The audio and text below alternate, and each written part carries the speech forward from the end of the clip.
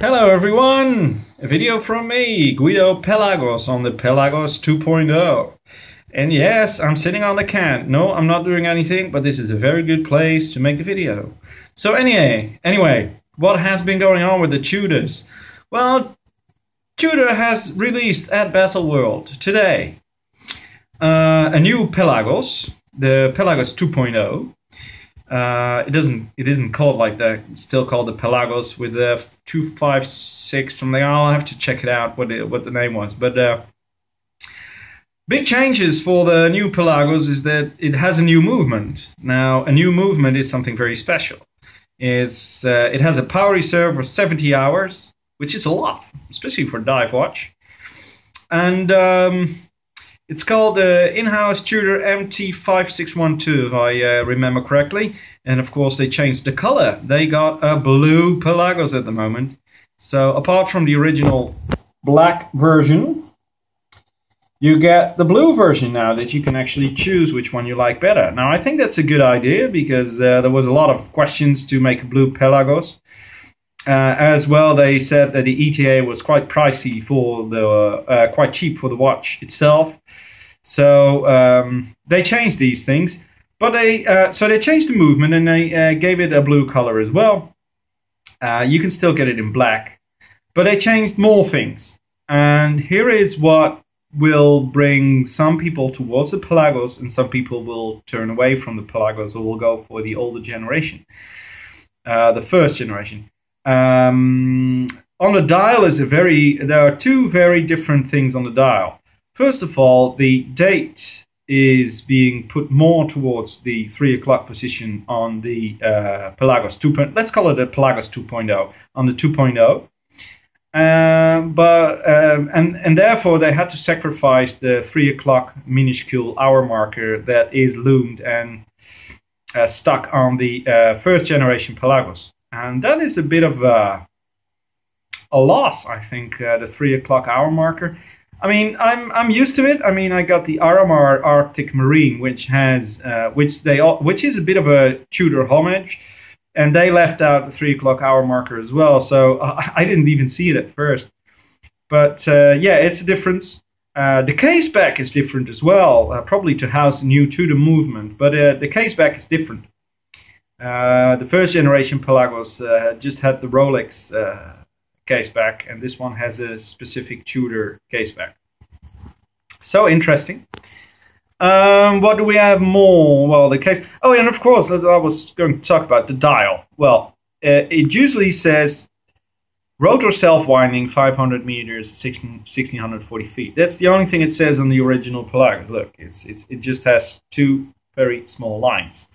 Now, in the new Pelagos, it has 5 lines. Now, I already seen online that the nickname for this Pelagos 2.0 is the 5-liner. So probably if you're gonna hear 5-liner a lot, it's probably the new Pelagos. Now, I used to be very impressed with as many text lines as I could find on a watch, and I don't know, I quit doing that maybe even last year when I bought the first Pelagos. I wanted to have simplicity.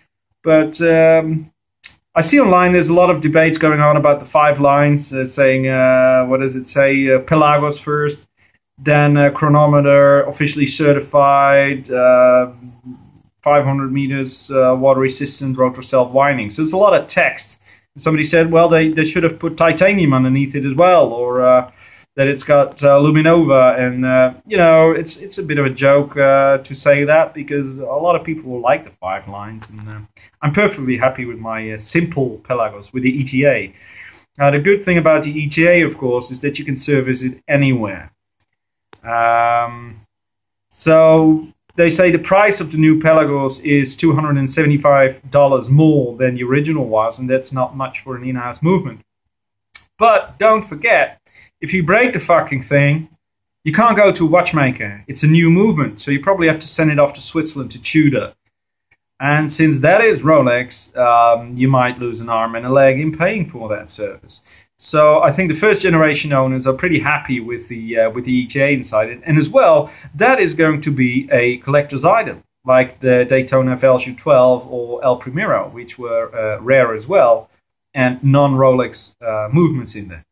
So if you got a first generation Pelagos, hold on to it and keep it as mint as you can. Mine is lost. I mean, mine is not mint anymore. I'm wearing this every day. But if you have a mint Pelagos, you might want to keep it minty, because the second generation is on now, and I read online they're phasing out the old Pelagos as well. So they're going to replace them in the shops. So if you really want to have a first generation, you might want to try find one online on Chrono24, or hurry up to your local dealer. Talking about that dealer though, I bought my Pelagos last year in March for 2,500 euros. Now the euro and the dollar are more or less the same, so let's just make them equal for the sake of the easiness of this video. So you got 2,500 euros for a Pelagos. The new price I saw a few weeks ago was 4,000 euros. I thought that was ridiculously pricey. And now even with a new, it goes up to $4,400. I must say, guys, it's going to be quite hard to find a new Generation 2 Pelagos for 2,500 or 3,000 euros. You're going to pay those 4,400 euros.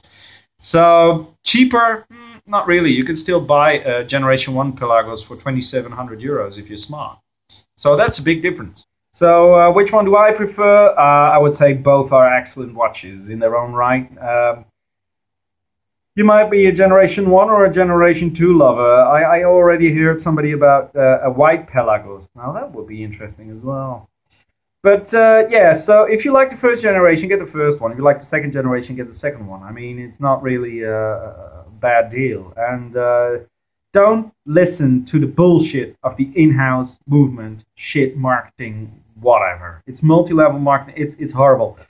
You know, a Pagani Zonda has a BMW or a Mercedes engine. You're not saying it's rubbish because it doesn't have a Pagani Zonda engine.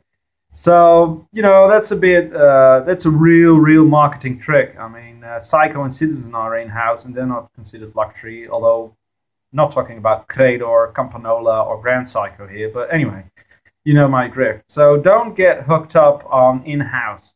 In-house means higher price, that's for sure.